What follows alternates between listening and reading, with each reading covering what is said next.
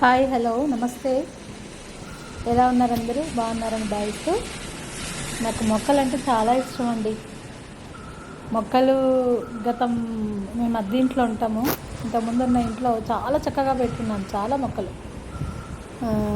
చూడండి, ఇంటి ముందే మా ఓనరు కులుకుంటుంటే కూడా చాలా పెట్టాను నేను మొక్కలు అప్పుడు.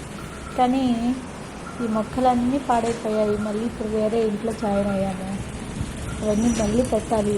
నిజంగానే మనకు తెలియని రిలాక్సేషన్, ఒక ప్రశాంతత వస్తుంది. ఒక మొక్క నాటి ఆ మొక్కకు నీళ్లు పోస్తూ రోజు అవి చిగురిస్తూ చిన్న మొలకలు వేస్తే, చిన్న ఆకులు వస్తే మనకి ఎంతో హ్యాపీగా అనిపిస్తుంటుంది.